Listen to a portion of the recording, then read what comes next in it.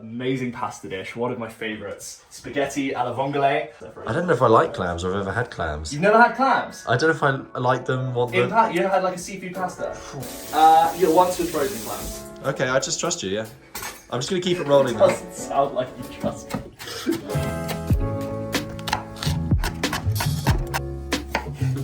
Sorry. First time, we want to... Yeah. I was like, oh. Well, I haven't No, but I think he was meant at least properly, yeah? James. Was I meant to hold it steady the whole time? Yeah.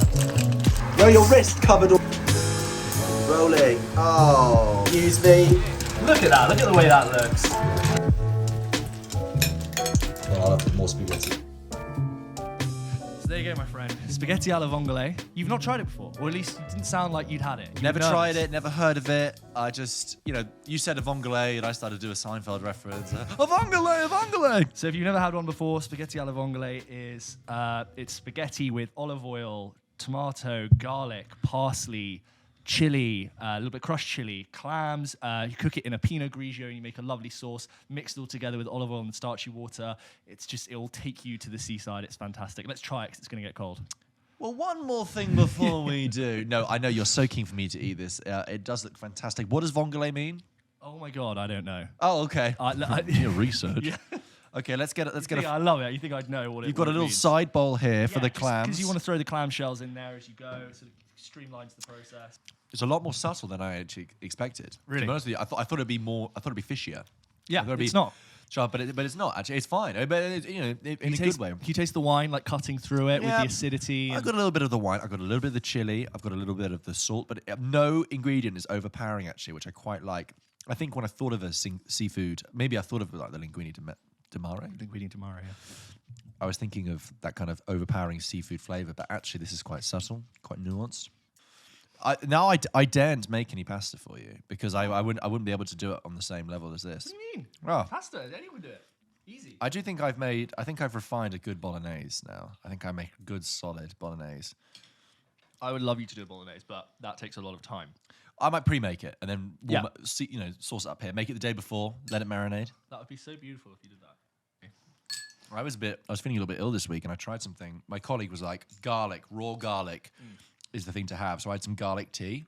Oh, okay. Lemon. Oh, what? I know, right?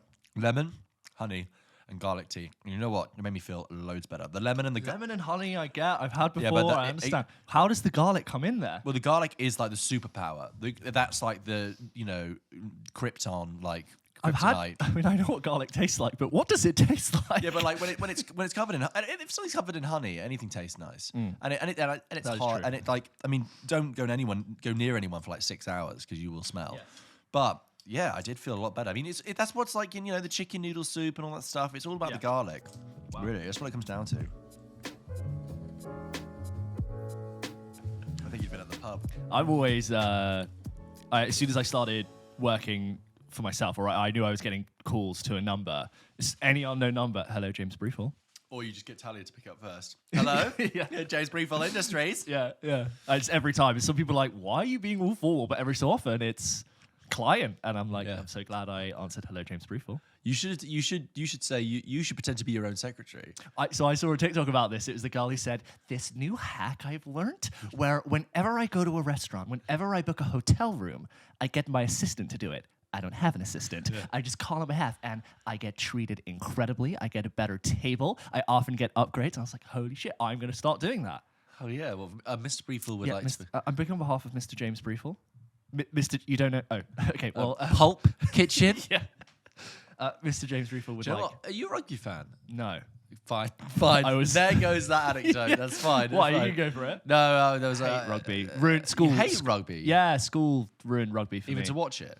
You're not built like a rugby player. You're a basketball man. I used to ask the rugby coach if I could be the corner flag, and then me and the English teacher, who also hated rugby, would walk along the side of the pitch and talk about other things we'd rather do apart from playing rugby. I am sporty. I'm not saying I'm not sporty, but it was always winter term in the shortest shorts ever known to man, in a soggy, when the grass is frozen, there's frost on it. You get crunching, and some horrible thug thumb-looking rugby teacher is just sadistically asking kids to like grapple each other and tackle. It's not fun. I'm not enjoying it. There's other kids. They favoritize the really big kids. It could work. That could be a word. Favoritize? Yeah. Yeah, they favor. They favor. Thank you. I knew that was wrong as it was coming out. They favor the really big athletic kids, and then everyone else just like is just sent to do horrible drills. It'll toughen you up. Yeah. No, it won't. No. But no, don't worry then. I can't even tell you my anecdote. Don't bring it up. So how's it going? Yeah. Oh my god. How is it going? Shit. It's Busy fine. life, huh? Yeah. You know what? I've seen nothing, and I'm really looking forward to taking the week of Christmas off and watching everything like a couch Really? potato. Yeah. I'm really looking forward to that. I think this. Yeah, I can see that happening. Everything's out. Everything's coming out. I know we said this last week, but I do feel like it's all of a sudden back. Yeah, it's like that rush, the rush to Christmas. Then you get Yeah. that downtime, and you're like, I will watch everything, and then you come back. Although I end up watching really old films at Christmas. Yeah. In the downtime, like black and white films. Yeah. So if someone's like, oh, what did you think of? Did you catch up on it? I'm like, yeah, but all the people in it are dead. Yeah. You wouldn't know any of them. No, they're You wouldn't dead. Their remember children are dead. The only thing I've seen, which I was watching very passively whilst I was working, is the Ali G show on Netflix, which has just come back on. Whoa. I never saw it. You know, 20 years ago. Yeah. It's still hilarious. Really? I cannot believe that Channel 4 commissioned that in 1997 or whenever that came out. Because that, even though it kind of is, it successfully still satirizes what it's doing, but I still can't believe that in 97 that was allowed to be on TV. I don't know what, it's probably on at 11 or 1 in the morning. But oh god, it's still so good. Has some of it dated badly? Some of it is dated, but like it's funny because it's dated because the whole idea of pranking people on camera didn't exist. I think in that time it was assumed if you're shooting a TV show, you're legit. There was no bootleg online YouTube pranking culture.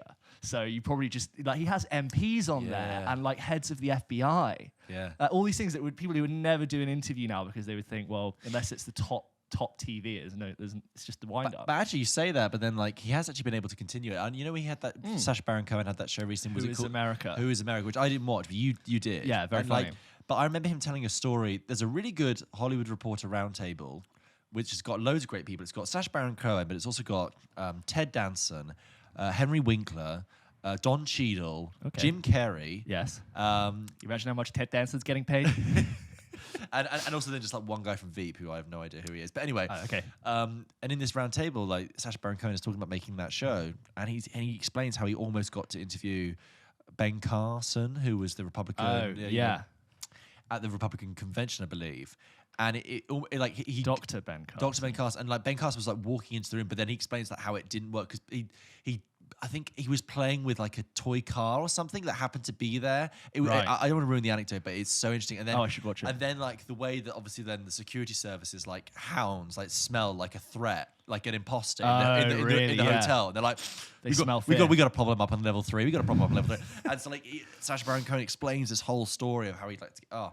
Brilliant. I bet there are so many things which they're great stories but never made it into the show. Because I bet you have to record far more than you would ever need because so much of it, A, they wouldn't sign a release form, B, wouldn't be able to use. But I've heard that, because I was surprised when you did Who is America, because I thought almost that format of the fake interview, the fake interviewer was almost dead. But I heard that their method is, so like they had Bernie Sanders on for an interview, right? So like huge politician. And what they do is they set up a fake interview with a journalist who's pretending to. So if the commission is the BBC, it'll be a journalist from the BBC. They'll have a 20-minute interview with Bernie Sanders, and then they say, we have this gentleman here who is, one of his characters is like disabled and he runs a think tank. He'd love to ask you some questions if you have time. So they had 30 minutes with Bernie Sanders. They did 20, then do 10, and that's what they show. So the 20-minute interview that was a fake interview, they just don't use. Yeah. And they use that as a way in to get it, which is clever. Yeah, but you seem to be more of a fan than of that, because I wouldn't see that, because I find that I tell you what, I saw one clip, and it was where he spoke to OJ after OJ came out, and I found it so uncomfortable. I watched about 30 seconds of it, and I thought I I can't actually do this. I mean, I love his idea. His rationale was like, what if I got him to admit it on camera? Yeah, like, yeah. like, would yeah. Well, I think that's genius. It's Like, the genius. fact that It's a he's great idea. I doing mean, that imagine if he'd done it. I mean, that would have been like his Nobel Peace Prize. And what's amazing about that interview is that he doesn't admit it, but it's so close with the knowing looks and the laughing. You're on the edge of your seat, like, oh my God, I can't believe this is happening. Yeah, if you didn't see it, part of that Who is America show, Sacha Baron Cohen got an interview with O.J. Simpson and basically like was playing this like Brazilian playboy, like clout boat yachting millionaire, and he was just like in the room with him trying to get him to talk about murder and like killing off wives. Yeah, just like sometimes you got to teach them a lesson. That was the last one of the series. I think that was the final interview of the series. He got that. That was it. A congressman fired for that whole combat scenario. Yes, yeah. And wasn't it like you wouldn't have to unbuckle your pants? Yeah, he had his pants down, and he was saying racial stuff. It was completely just ridiculous. But yeah. No, I think there are times when I watch his stuff and I'm like, that is really crude and I'm not quite in on it. Yeah. But other times I'm like, this is genius. Please never stop. Did you see the clip from when he made... I didn't see the second Borat film, did you? Yeah, it was okay. Okay, but did you see the clip from the bonus material of when he's at a convention and people...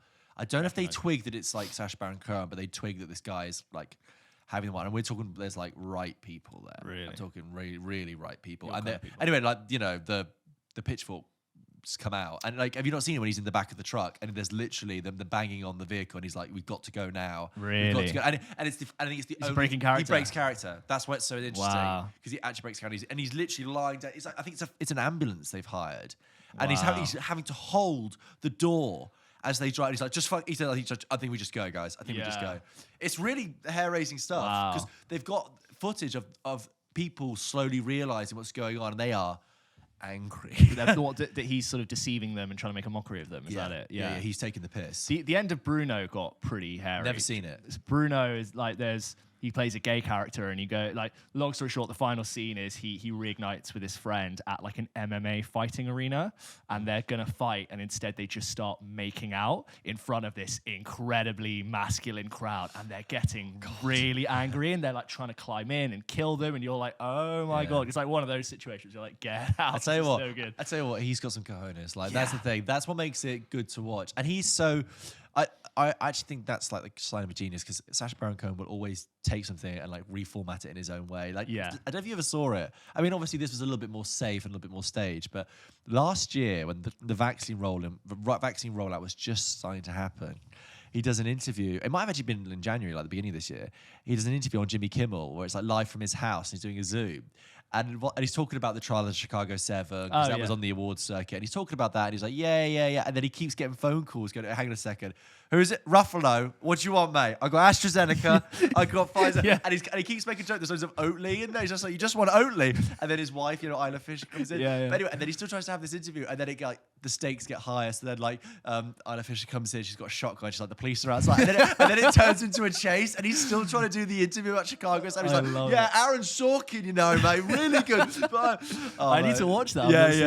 It's really funny. He's I think until very recently, he's never just done an interview. He was either in character. You never actually saw him as himself, and he would have done a bit. But yeah, that sounds. I think it's probably because he like the Chicago 7. He probably thought, I wouldn't mind actually being myself and then performing as a character. Sure. It's part of a wider thing. I can't always just be this prankster, otherwise I'm never going to get anywhere. I thought he was good in Trial of the Chicago 7. Yeah, I thought that film on the whole was pretty good. I really enjoyed it. Apart from, the ending, which is very sort of 90s, but that is solid, entertaining stuff. It's a lovely, wordy, talky, Sorkin-esque film. Not even Sorkin-esque, No, James. it is literally Sorkin, written and directed by Sorkin. and you got some great actors in there. Yeah. Mark Rylance, put him in everything. That's a stacked film, and Eddie Redmayne doing his version, his American accent, which isn't bad, but I think it's really distinctive. Yes. We're coming to Chicago. He's talking a bit like this. I'm like, I don't know if that guy actually sounded like that in real life, but there's always like this musical theatricality to Eddie's. I always find when Benedict Cumberbatch does an American accent, I'm like, that is someone doing an American accent. It's an accurate American accent, but I can tell it's someone doing an American accent. I don't know if it is accurate. When he's Doctor Strange, I find it so fake. I'm just you're not gonna go. chakras or the power of belief. Sorry, Chicago 7 and Jeremy Strong, unrecognizable in the long hair. You know, he plays Jerry Rubin. Like sort of dull-faced hippie instead of like dull-faced One egg was billionaire. enough. What does that mean? Yeah, I forgot he was in that, but he is. He's very good. That's a proper. And then Michael Keaton turns up at like 90 minutes in. You know? Yeah, I remember watching that, and me and the girlfriend we were very engaged from the word go. It was like, that's what you want for a watch-at-home film in the lockdown. And also, it pushes your buttons in the right way where you go, oh, that's terrible. Oh, God, the injustice. Did that happen? Did that really? No. Yeah. Then afterwards you get your phone out like a gormless idiot. It did really happen? Chicago 7. Yeah. Oh my God. And obviously Google is well aware that that's a film that's out now and is just serving you up all the questions to the answer. You like this? Is Chicago 7? And then you just feel like real actually happened. Yeah. Is it true? How accurate? And you're like, oh, I'm so basic. You know what's funny? Just talking about the trial of Chicago 7 and politics on the screen. I was thinking about recently, isn't it funny that House of Cards, do you remember when that used to be like the show? That was the cutting edge of the modern age of TV. And what I find interesting is that in the space of really like 5-6 years, I mean, it's 8 years since it launched now, but really in the space of 5-6 years, that went from being like the cutting edge definitive show of the golden age of TV to being like at the back of the pack. Yeah. Like forgotten about. It was at the time when Netflix had you could name on one hand the Netflix original shows, and it was very much the poster child of why streaming is going to work. Yeah. It was like, oh, but you got streaming shows like House of Cards and Orange is the New Black, and I can't remember what the other ones would have been, but that was it. And it was not disposable. It was very well produced. It had A-list actors, and it was directed by A-list directors, and it was beautiful. It looked as good as a film. It was a good show. Yeah. It was a really good show. But I just find it interesting how over the course of it really disintegrated, and just it fell. It was almost like it fell out of the conversation. I'm not even sure the quality of the show got worse, but did the competition get better? I think everyone upped their game. I think also that's when we reached peak TV. I think for me, peak TV happened in 2016 when they brought out Westworld. Okay. Because I saw that, and that was like, this has got just rammed full of famous people, money as well. Yeah, rammed full of money, and it wasn't very good. That's what annoyed me. It was just big for the sake of being big, and I was like, this is peak TV. This is we're at saturation point, and great I think visual by that effects and like period settings. I don't know, not technically, but but sure, like full fantastical, sets, epic, wide and westerns. In the context of that, Game of Thrones was getting bigger and bigger Game and of bigger Thrones, and bigger. True, yeah. And I think the problem was the House of Cards was because I liked it. I really enjoyed it. It was my show, but I watched 4. I can't believe this. I watched 4 seasons of that show.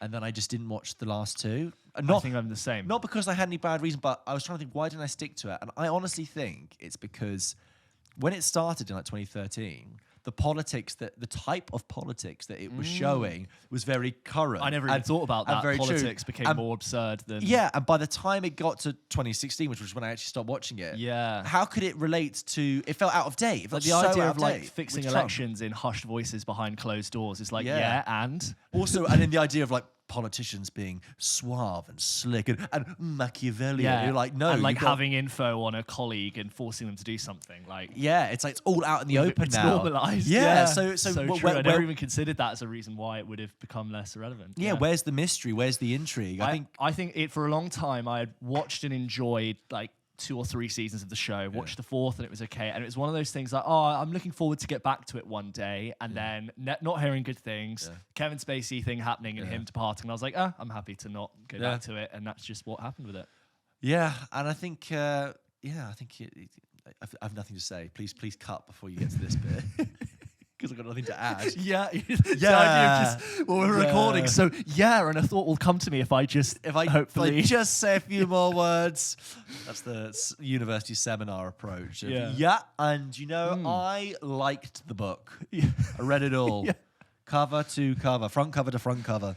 I saw a trailer for the Hawkeye Christmas Disney Plus series. Oh right, and that was when I thought, there's too much superhero content, isn't there?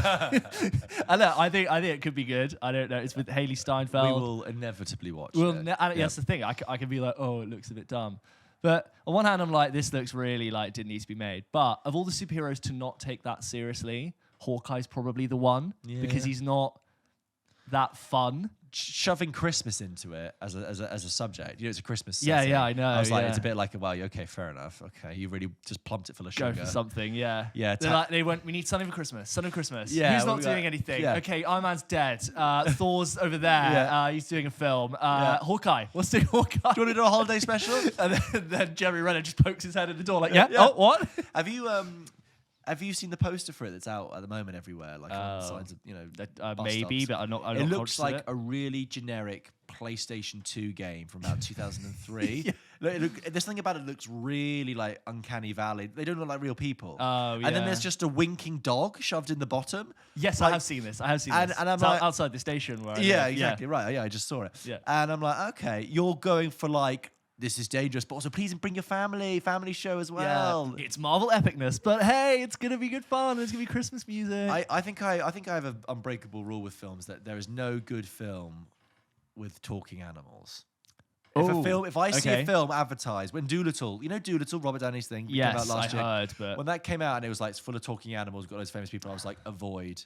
Films with talking animals. I mean, and also like photoreal, like not photoreal, like 3D, real life talking animals. Not like cartoon. I'm not talking about like Disney's Robin Hood or the Jungle Book. Sure. I think you might where an animal goes into live action and is incorporated. I think the live action remakes of Disney, like the Jungle Book and Lion King, still a bit different. Fine. I'm talking about where it's like someone's living in a city and like. Kevin James, the zookeeper, like where I can't believe it. I saw this on a bus in South America, and there's nothing else to watch. So I watched the guy who ran that bus went to like the equivalent of the W.H. Smith at the service station DVD collection. Yeah. It was like, I need something for these what can I get kids for these pesos? And they put on Zookeeper, and that's like a film where a talking gorilla takes Kevin James to a club, and the gorilla dances to. Flow Rider, apple bottom jeans. And boots. There's a dance number with a talking gorilla. Anyway, no good film with a talking animal. I remember enjoying as a child, I don't know if it's still good, the Dr. Dolittle with Eddie Murphy, the first one. But I think now this is the first time I've thought on it since I saw it as a kid, and I don't think that's a good film. I went to a friend's house when I was a kid, and they were like, yeah, we're going to put on Dr. Dolittle. And it was the like 1964 Rex Harrison version where like he is slightly musical, and there are no talking animals, but it's just about a man who can talk to animals. So... It's just you are not interested at all. It's a very one-way street. Yeah, of course not. I was like, where's the joke, kids? So, I saw this article come up. Remember a couple of weeks ago, we were talking about The Last Duel, which was directed by Ridley Scott. Yes, the last duel is in having pistols at dawn kind of duel, not like a diamond duel. Yes, Sorry, not duel. Yes, duel. And Ridley Scott was on the Mark Maron's podcast. Yes. And he was saying some because the film has bombed, basically. It's made about 27 million in the box office, and it probably I think it cost in the realm of like 100 and something. Yeah, it's a proper epic. $100 million budget, right? Period drama set in the past. And he basically went on to say that, like, I think what it boils down to is we've got today our audiences who are brought up on these effing cell phones. Millennials don't want to be taught anything unless you're taught it on a cell phone. And he basically went on this tirade, basically saying that it was pre-cancelled by younger generations before they saw it, which I was kind of a bit like, that's like an interesting way to say that's why your film didn't do well. Because although I didn't think it was perfect, I came out of that being like, that's much more interesting than I thought going in. You made me really want to say it. When you say pre-cancelled, what? Because of its subject matter? Potentially, yeah. It was kind of like they don't want to be taught about it, and they don't want to be like, we've got audiences who were brought up on cell phones and like the patience to watch it or something because it is a slow film that basically shows you the same thing three times. But do you know what? I really disagree. Like, I really disagree with that because I feel like, let's take the argument that it's pre-cancelled. Yeah. That would... For that to have happened, I think audiences had to have been more aware of it, and I don't think audiences were as aware of it. I don't think people were talking about it. It's not that people don't care about it, Ridley. It's that people didn't know about it to have an opinion either way. Yeah, like it wasn't. I've been told and seen in places about that, like because it was Disney that. It was a Disney release actually because Disney owns. Disney had the property after they took over Fox. I might be wrong about that. I think you're right. And I think Disney didn't really know how to release it, and I think they kind of bungled it. I don't have anything to back that up. I'm just a lot of sensed around, and as a result, so it has been unfortunately a bit of a mistake. But I wouldn't. first mistake. The first thing is don't blame your audience. No. Big mistake.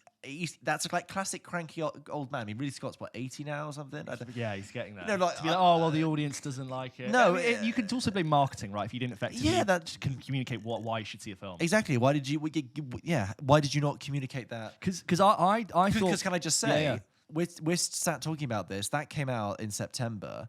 Right now, Ridley Scott's latest film, House of Gucci, is getting the full PR. That's why he's on the Marvel podcast because he's talking about House of Gucci. That's exactly probably why he's on there. Yeah, of course. Of course. So the PR works is in full swing. I'm getting YouTube pre-roll ads for House of Gucci. Exactly. Posters for Didn't have that for last Duel. No. Now, if House of Gucci bombs, he could legitimately say people don't care about this subject matter. Or the audience wasn't engaged. But I still would say don't blame your audience. Yeah. But the fact that he's saying that for the last Duel is like no, that was not a film of the moment. That was not the talking the funny point. thing was when I went to go see it, I didn't expect to have an opinion I didn't think I was necessarily going to come on the podcast and go on like a thing about why it's interesting. I was very ready to. Didn't know if I'd enjoy it or hate it, but I was like, I was ready for it to just be a passing thing. But it's because it was so different, and like we say, maybe it wasn't marketed in that way at all. I would think though, a Ridley Scott period epic with all-star cast usually should be a fairly good in for a cinema ticket, not just for millennials, but for older generations as well. I think that is that has been previously a very marketable cinema ticket. Can I just say, I'm sorry, you've got a bit of fluff dangling from your chin. Oh God, it's gone now. It's as you moved. Oh, so funny. thank That's you. why we're in a fluffy jumper. Yeah. Anyway, but the thing is, maybe your audience is growing up with you, Ridley. I mean, Christ, you're in your 80s now, I believe, or at least late 70s. You've been making films for 40, 50 years. The cachet of a Ridley Scott film, who does that actually resonate with? Yeah. I mean, you and I, because we are filmy people. Sorry, it's just quite funny. No, it's just for our listeners. James is quite, understandably scanning his eyes over the article to make sure he's just got the to word make sure we're saying everything. As someone who's trying to make a point to about him, people it's concentrating. really just concentrating on what I'm just like. Yeah, you fucking Hold on, let me millennial. sell this. Let me send this tweet. Maybe Ridley has a point about. I'm listening. I'm multitasking. Yeah. But now I can't. Now because of my attention span, I can't even remember what I was saying. No. About that. Yeah, he goes on and saying about this is the broad stroke that we're dealing right now with Facebook. This is a misdirection where it's happened where they've given the wrong kind of confidence to this latest generation. It's a lot of very broad chat about it, but I think, unfair criticism. And as I said before, I think it is worth seeing. It's not. And you know what's also it also isn't a film I recommend you go and watch because it's really difficult to watch. I think first of all, difficult subject matter is always hard to sell. Yep. I think don't blame your audience, but I do understand his frustration. I think he's just slightly misplaced and slightly vaguely attached to something. Yeah. I'm going to try and see House of Gucci. Maybe we'll talk about it soon. Did you see also in this PR cycle that he said, it's so funny, you and I were here talking a couple of weeks, in a row about sequels and things like that. Yeah. And he said, we've got an Alien TV show coming. We've got a Blade Runner TV show coming. Oh, I heard that, yeah. And it's going to be with the Alien one, it's going to be the first Alien story set on Earth. No, Ridley, no. Must we do this? That's why? Must you executively produce an Alien film every 3 years? Yes. Come on.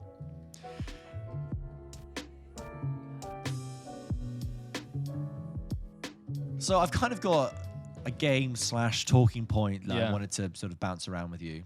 Look, I don't want to be a negative person. No. I know you don't either. We don't want to be negative. This isn't that kind of space. But I saw something the other day. I saw a film that was woeful.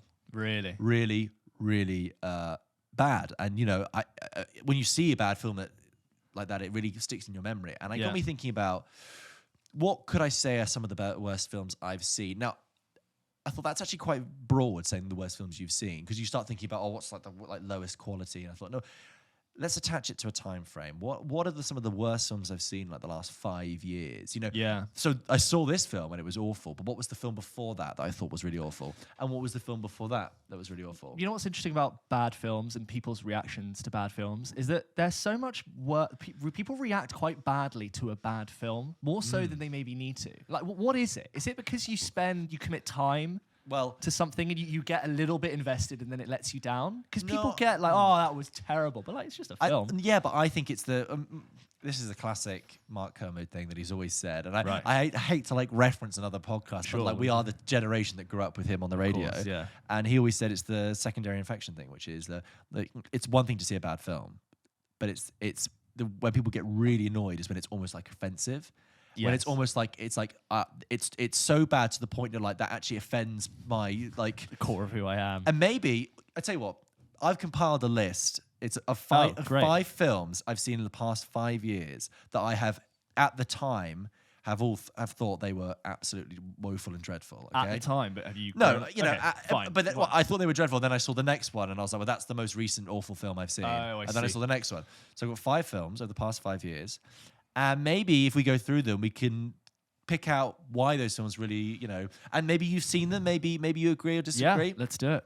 Well, I'm going to begin with the most furthest one away, and we're Okay. going to end with the one I saw recently. Are these within 5 years? You're saying? Yeah, I want us to journey back to 2016. Okay. So obviously, I've only seen these films once, funnily enough. Yeah. So this is You now. didn't rewatch them for the show. no. Bad research.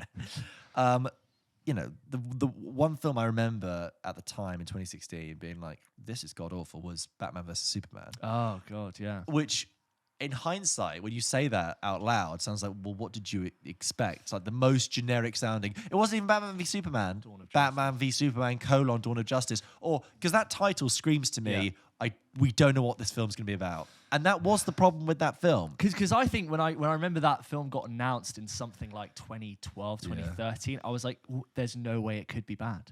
It can't. Really? I was like, James. and I was like, because I was coming off the very like Man of Steel, somber, dipping their toes in the Nolan style of superhero. This was much very different time for superhero movies. I didn't mind Man And of Steel I didn't either. mind Man of Steel apart from like the last act.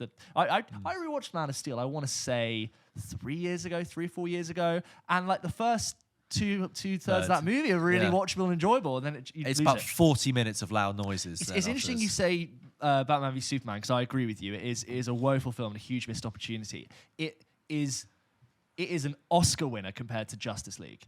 That which I haven't seen because of. Like I agree with you, bad film, but like the shadow of Justice League far overcasts Batman v Superman, Dawn of Justice in my eyes. If you gun to my head, asked me to watch one or the other, I would very happily go to a screening of Batman v Superman over Justice League. So that's like the shitty starter, and then Justice League came along and was like, no, this is your For main course. dessert. Yeah, food podcast, guys.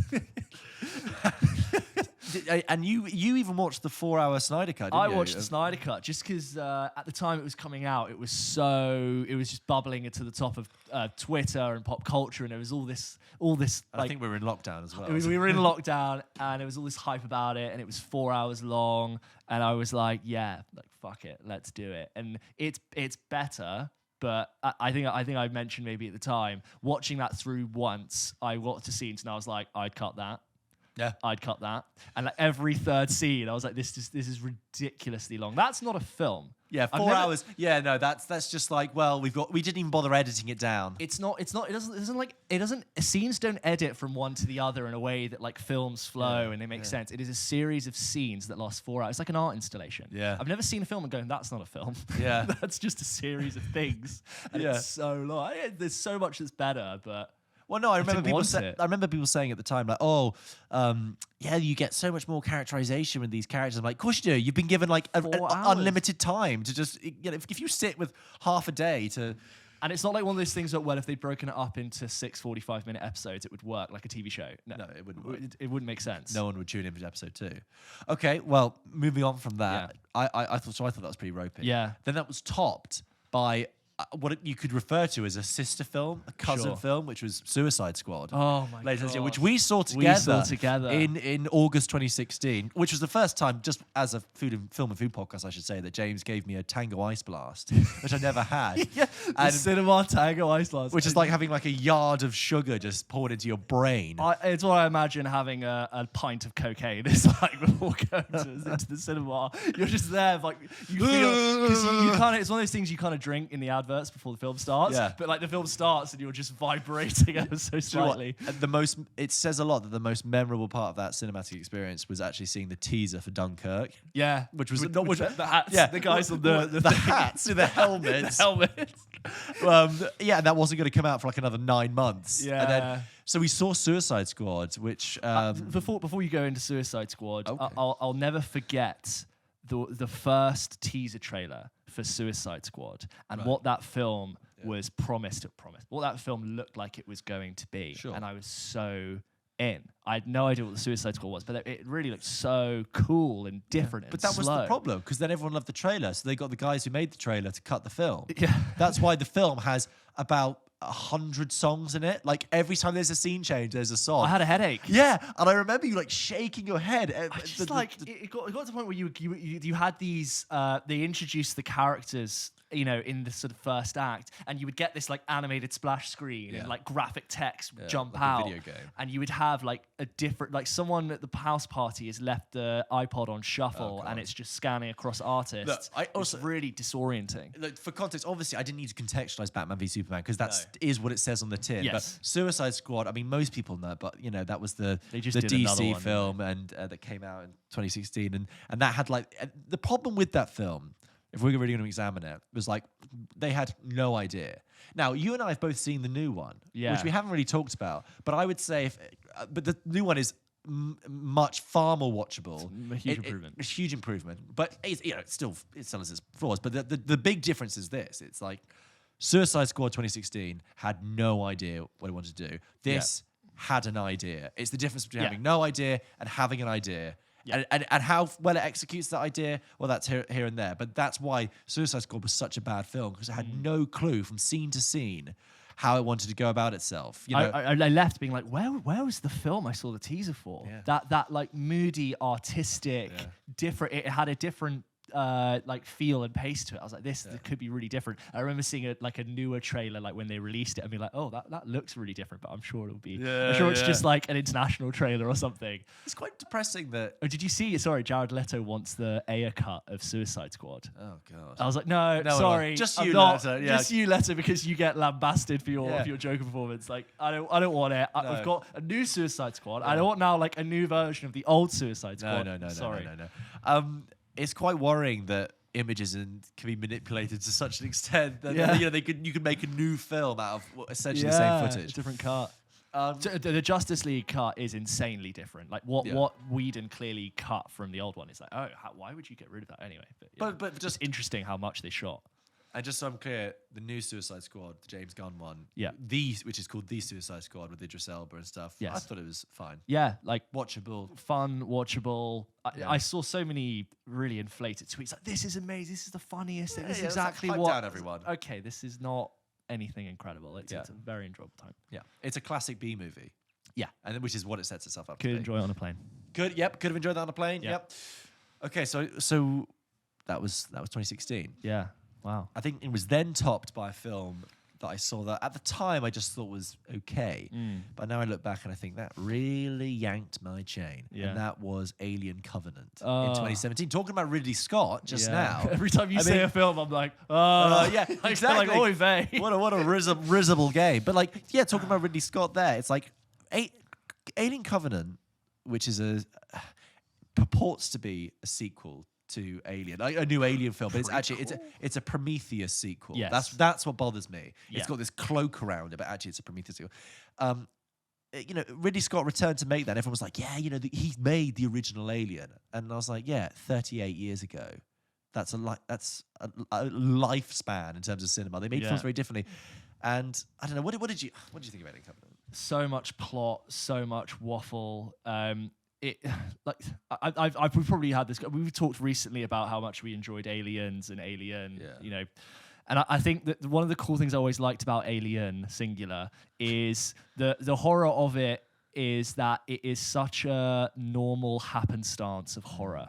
They are just very normal people. Encounter. I don't care about the mythology of the beginning of time and the ancient battles between sentients. Or where it came from. The fact that all I needed was that strange planet, strange things, alien. That is what's horrifying about it. The more I see this monster in daylight, the more I see this monster shown to its original. The less it's scary, the less it's interesting to me. The reason Alien stood out is because it took a B movie concept. It's a monster movie. It's a monster movie that could equally been 1950s, show it in the afternoon kind of thing, but elevated by a film, a movie art level expertise. Yes. The HR Geiger design. It didn't look like anything before it. Exactly. I think. So you've got the bare bones of it is a slasher. Yes.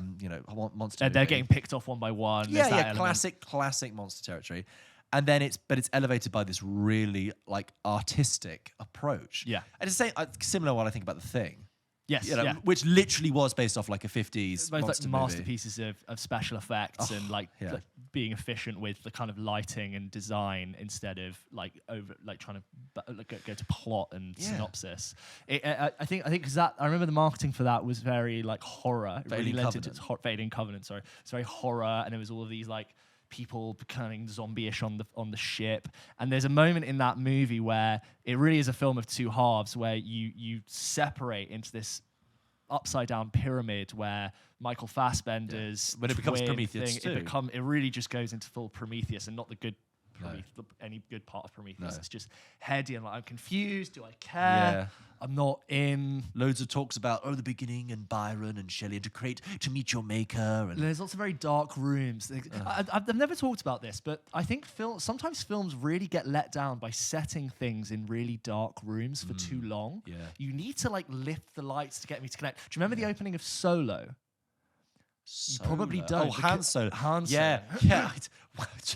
Whoa, yeah. Not Not to sort of like bring a completely different film into this, another conversation, but the opening that was in really dark light, and I'm like squinting, like, who's who? There's an alien. Which one's Han Solo? Why are we here? And like from that beginning, I was playing catch up. Right. Do you know what I think it is? See. I think it's the budgie effect, which is like if you put like like I was talking to somebody about this recently. Like if you put a budgie. Like if you put a blankie, a budgie. if you put like a blanket over a budgie's cage, goes to sleep, right? My point is like fine. if you put us as an audience in a dark room, in a warm room, you just start to lose focus. You just start to fade out. You can't turn the lights out, but like for setting the stage, show me where I am. Let me connect. Make it legible. Then go dark. Don't just have it all in. No, absolutely. But bless them, they're going to keep doing alien films. As I said just now with the TV, So that was just okay. Moving on. I wonder if you know where this is going. I don't think you've seen this next film. Okay. And for me, this still is quite like a benchmark of a really. This film stinks. This film is poopy. Right. Okay, so this film came out in 2019. Okay. And I caught up with it later in the year. I was at home. Me and my brother thought, well, let's put that on. That's new. Looks easier.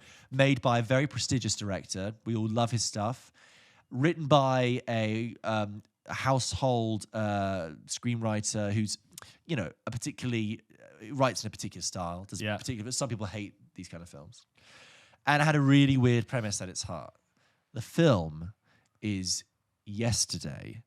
Did you ever see that? Oh, the Beatles. They forget the Beatles. I think I've seen half of it for some reason. What a telling answer! What a revealing answer! I think I have seen bits of it on after I'd come home from a night out and wanted to put something on, and was not convinced and did not pick it up again. Do you know what? Whatever I say about the film now, it will Is that never the be as review? harsh. That is the harshest review you could probably give that film. I remember seeing the. I remember watching. Can I just say for people just to Yeah. because I was going to say the prestigious director was Danny Boyle. Yeah. But there is not an ounce of Danny Boyle on this. It doesn't feel like it at all. Because it's a Richard Curtis written film, Yeah. and it is the bad end of Richard Curtis, Yeah. where relationships don't make any sense and people don't act like human beings. There's a central tension. Sorry, I will let you get to your point. No, not at all. There's a central tension in it that, like, so Himesh Patel plays, this musician who is a failing musician, and then he's the only one in the world who remembers the Beatles because he's like shifted into a parallel universe. They never really explain it because, again, the film doesn't really know what it wants to do with this premise. Does he hit his head or something? He's in he hits by a bus when he wakes up, but there's also like a global blackout. And he wakes up and the whole world has forgotten the Beatles, and it's like this joke because he's a big Beatles fan, and then he uses the Beatles hits to get famous. And he basically starts writing them himself, rewriting them and releasing them. But the film, it's a bit like what we said with, Batman v Superman. The film, scene to scene, does not know where to take that premise. It doesn't know whether it wants to be a weird, like, science fiction kind of thing, but like a Black Mirror hypothetical. Could you imagine what to do with? It doesn't know whether to be a romance film about his relationship with Lily James, or it doesn't know whether it wants to be like a satire of the music industry. Yeah. Or if it wants to be a broad comedy. Literally, scene to scene, it's going, no, let's be this film. No, actually, so frustrating. But the central relationships that don't work, like, so Lily James is in it, and so Himesh Patel plays this failing musician. I've never been convinced by Lily James. Right, that I've heard that from many people actually, and you know what? I think I might have to agree with you actually. But so I saw on the poster there's the two of them, and I'm thinking, okay, so it's quite clear because he's like the down and out musician, and she's like the beautiful school teacher who's like incredibly smart and very popular. I was like, who believes in him? Yeah, but I'm like, so you clearly like really fancy her, but she doesn't see you for who you are. Have I just not turned No, it's fine. It's empty. You're just clearly, she doesn't see you for who you are. And the film's like, oh, no. It's much more of a male fantasy than that. Himesh Patel is not only a frustrated genius, but Lily James is actually madly in love with him, and he doesn't realise. Thanks, Richard Curtis. Yeah. And I'm like, are you absolutely joking? There's no way this relationship wouldn't happen. I'm not saying she can't fancy him, but if they did, they would be a couple. So this whole tension is like, oh, will they when they get together? I'm like, they would have. They might have. Richard. I think there are certain films that can really... Because I remember my parents' generation like saying, oh, Yesterday's great. It's so good. I loved it. Oh, the music and it's so good. But I think there is an effect of putting some of the greatest songs of all time in a film and tricking you into thinking you like it. Like Mamma Mia, right? Okay. I'm not saying I think that's the best film ever, but people see that film and have a profoundly moved experience and they love it, and that film made hundreds of millions. But I think Mamma Mia probably has much more of a, I think albeit cheesy, a storyline. But Mamma Mia is fun. But Mamma Mia, but Mamma Mia knows what it wants to do. It's It's very self-aware. And also, it's the way it uses the ABBA songbook makes sense within the logic of the film. Like it's inherent. It's amazing how it does work. Yeah. This film, fucking Yesterday, and I'm a huge Beatles fan. So I'm all for it. And it's almost the other way. Like these songs are sacred to you, and that you're protective of them. And I remember seeing the trailer and going, wait, you've never heard of? And he's like, Yesterday. And I was just a bit like, it's when British accents sound a bit naff sometimes when they deliver lines. Because the dialogue is so bad. The dialogue is so bad. Yeah. I think the British accent is more sensitive to bad writing than Americans. It's really revealing. And it can be very revealing. Especially if you've ever done theatre as a kid and you start doing a scene in English accent. Oh, hey, like, where are you going, Matt? If you ever did theatre and education, like, hey, don't do drugs. But if you made it American, it all of a sudden sounded better. I think that same effect happens sometimes when I hear English actors doing English accents, and I go, ugh, it just sounds naff, because I have a grounded point to it, and it feels off. That is why you never see a Hallmark Christmas film set in England, because in America you can get away with it being like, oh, my father made this before he left. It was the only thing he left us, and we keep it on the mantelpiece. Yeah. And you're like, and we're all just like, yeah, I carve wood in my shed. It's the thing I do, but at Christmas, it's just a special time of year. An English guy saying, like, why is he talking like that? And James, this brings us fantastically onto our next film, because this next film is a Christmas film. Yeah. It's another recent Christmas film that came out in 2019. Okay. And I was watching it. I was thinking, this reminds me of Yesterday. And in many ways, it's in the same territory. Yeah. Written by Emma Thompson, very good friends of Richard Curtis, and her husband. Directed by a director who's done many other stuff, Paul Feig, who did Bridesmaids and seasoned comedic director. I was editing a video today with Paul Feig in it. I shot loads of stuff with him. He was in it? Or he was there? I was filming Paul Feig at an event, Oh, wow. Yeah. Well, I really hope you don't go tell him this, because he made this film. Last Christmas is the film with Emilia Clarke that came out. Yeah. Again, the effect, you take a great song. Yeah, exactly. It's from the same... Because everyone saw the trailer and go, oh, I love that song. Yeah, Last Christmas, I actually really do rate it as a song. And the more I've listened to it as an adult, I'm like, this is really clever. Because if you listen to Last Christmas, it is a really sad song. It has like a distinct pace for the Christmas anthem. It brings the mood into a little bit. It's a winner. But it doesn't swell into like a, you raise me up kind of vibe. It's like the synths get me in, the 80s pop synths. But it's quite sad. He does like, you gave it away. Yeah. Like, he has his moments, but he's got emotion in it. Yeah, and I think now George Michael is dead. Yeah. I think that. So, Last Christmas, okay, right. Emilia Clarke plays a... This is a bit like Yesterday. It's got so many weird ingredients, and it doesn't know where to go with it. Also, can I just say one I've not seen it, but yeah. You haven't seen it. One last thing on Yesterday that I just want to say. Yeah. The thing that broke my heart about that film is that, like, it was original. It was a completely original premise. And I thought, that is a mental premise. I'd love to see where they go with it. And the answer, Was nowhere. Spider-Man wasn't in it, which is just a miracle of any film. It didn't say at the end that the Beatles will be back in Avengers Beatles War. Yeah. Jonathan's like, oh, we've got to go get the Oh, time right, stone. they've got to go play the Infinity War. Ringo, you get the time stone. Paul, you get the soul stone. Oh, I just like to sit here actually and think. Anyway, I've moved on now. You need to keep consistent. We're talking about Last Christmas. So here's the plot. The film begins in Yugoslavia in 1997. All right, I could not have predicted that. No, and then it's just a shot. No one speaks in the scene. It's just. I feel like I now want the whole plot of the movie. Oh, I'm going to give it just to you. Done, yeah. So it's just a family. You know, it's a church sermon, and people are singing, and it's the choir, and it's her family. It's very clear that it's Emilia Clarke as a young girl. Yeah. And it's her mother, played by Emma Thompson. Emma Thompson plays a Yugoslavian lady, so she commits to doing crazy accents. And she wrote it, so it's not like she got shafted with a role. Like, Yeah. She was like, no, I will be the Yugoslavian I've written lady. myself as this. Yeah. Thank you, Richard. And then so her family, and then no dialogue is spoken, and then it just cuts to the present in Christmas 2017. Right. But there's no real reason for that. It doesn't really explain why. There's never a rational So reason. you go in just slightly scratching your head. Why isn't this just set in the present day? Why is it set 2 years ago? Emilia Clarke is this. Oh God, she's such a train wreck because like her life's just falling apart because she hasn't got anywhere to live and she drinks a lot and she shags a lot and she like ruins her friend's life. Oh, she's such a train wreck. And she works at a Christmas shop in Covent Garden that sells Christmas things all year round. Tangent from this, Michelle Yeoh runs this Christmas shop, okay? Right. Michelle Yeoh, been in loads of stuff. She has a side plot about a visitor who loves Christmas, this German visitor. And the scenes where they have like, they're so weirdly directed. My girlfriend I was watching with, we were just like, what is happening? Yeah. Is this like a science fiction thing? Anyway, it's very hard to explain if you haven't seen the film. No, Sorry. I'm following. Just let me roll. And then she's like falling apart. She was like, I was ill last year, but I'm better now. But I'm such a train wreck. And I have to say at this point, Emilia Clarke, to be fair to her, she commits to this film. She really... Is she good? She is... Doing what she can with what she's got. She looks like someone who spent, as she did, 9 years in a role that didn't allow her to do very much. Yeah. She's been like, I get to do something else. I'm going for it. Yeah. I'm going for it. So I will just say props to Emilia Clarke for this. Anyway, and then she meets Henry Golding, who, again, does not deliver. It doesn't work because he speaks like in a, I'm Henry Golding, who's not the strongest of actors. Yeah.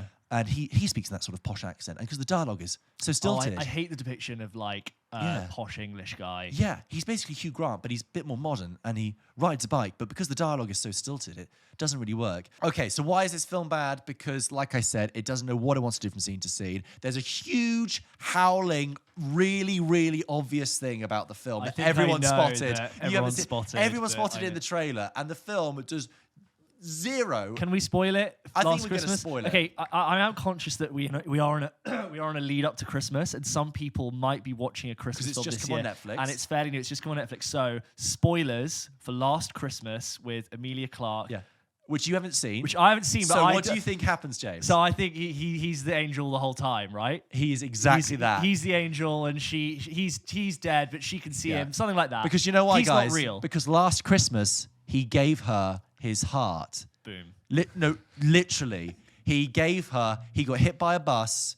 She had a heart transplant. It was his, and he's like this angel.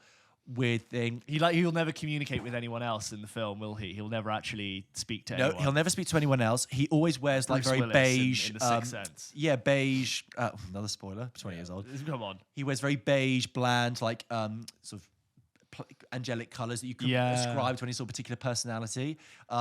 He's very nice. He works at a church. Angel, you know? Yeah, exactly. But what annoys me is that the film doesn't commit. The film never invests in him as a real person for you to not believe that. So you're always just being like, who is this? I've also weird not guy? seen it, but why would an angel not reveal themselves? Is there like a rule? Is that established law? The Yeah. angel can be like, hey, like I'm an angel. Let's talk about your problems. It's a Wonderful Life. Yeah. That's like the rule that there's no pussing around there. Yeah. So pussyfooting, I should have said. What did you say? I said just pussying around. Sorry, Henry Golding. Anyway, I don't think I've articulated well enough why this film is frustrating, but No, I I think get it's it. that thing. It's like they Incoherent directing. So they as well. I haven't even got to the strangest bit yet. So all that happens, and then it's all about Brexit. What? Yep. For the last, there's about 20 minutes in there where it's about Eastern European people getting shouted out on buses. Oh my God, tend that to go dates back it home. so much. Yeah, and then they never mention it again. Because that would okay. So if it came out in 2017, No. It came out in 2019. Oh. And they set it in 2017. Oh my God. Yeah. And Why would you want to do that? But this is the thing. It's like, if you're going to bring that in there, give I could me a never reason. guess that would be a Take me to the logical conclusion of that. But they bring it in, they go, oh, Christmas, people being shouted at, the Eastern I Europe, did not Brexit. know And then that. I did not know that was a plot point. But I'm like even more put off from seeing it. Yeah. Politically not completely irrelevant, but just like that. Why just dressing that crowbar in a that? Christmas movie? Can you So imagine badly done. how badly that's going to age more and more as the years go by? Yes. Jesus Christ. And then just to top it off, there's a thing in a bit about homeless shelter and helping the homeless, but the homeless, the way they are depicted is like the most Dickensian, outdated way of basically the homeless are depicted as like just actually like humble, like lovely people who just like are a bit cuckoo, eh? Yeah. I can see Emma Thompson typing it out, going, "Oh, and it wouldn't be funny if this one, she's just a mad alcoholic and she just like shouts funny things to people in the street, but she's got a heart of gold. Isn't it funny?" Yeah. And at the end, they all put a play on, and it's all wonderful. Yeah. Which is literally what happens. They put a play at the end. You thoroughly unsold it to me even more. I was never going to watch it. And now you know what? Maybe it's going full circle and I need to see it for what it is. But that's the thing. I don't know if I can sit through it. It is the film that you watch and you go, I don't think I can watch the rest of Look, this. you're welcome. If anyone was considering watching it, you now know the whole plot. I mean, I think I very, very scattergunly just like shot you through why I found some films bad. But I think the if we can bring this all together, the bottom line is lack of vision, lack of identity. You're changing what the film wants to be scene to scene doesn't work. Incoherent editing, because like with use of Justice League, if a film doesn't flow, if it doesn't have the verisimilitude as it's referred to, then it's not gonna. Bless you. So, can I give special mention to one film in that period? Great. I think it came out in 2016. It's a film called Hacksaw Ridge, which is starring an actor who I actually really like, Andrew Garfield. You like him so much you forgot his last name. I like him so much I forgot his last name. And I actually think that film has ruined Andrew Garfield for me for many years. Because not because I think his performance is so bad, but the writing in that you've not seen it. No, I've seen it. No, you've seen it. Yeah. The cheese in that film is unfound, grated on, scene to scene, stringy to the point where I think it does a disservice to the war that it depicts on screen. I think you're going to say it does a disservice to cheese. No, actually, I'm like, this is insulting because people actually lived and died in this war. So Hacksaw Ridge, Hacksaw Ridge, directed by Mel Gibson, who's already in my bad books. Yeah, already. and it's about a true story. Very true story. This guy who was a conscientious objector, and in World War II, in the Pacific conflict, he saved like 50 men of his platoon. Amazing story. Without firing a gun, without killing anyone. But so if you've ever seen Pearl Harbor, which at the time not as cheesy, but you watch that now, it's quite unwatchable because of how cheesy it is. Hacksaw Ridge makes that feel like Dunkirk.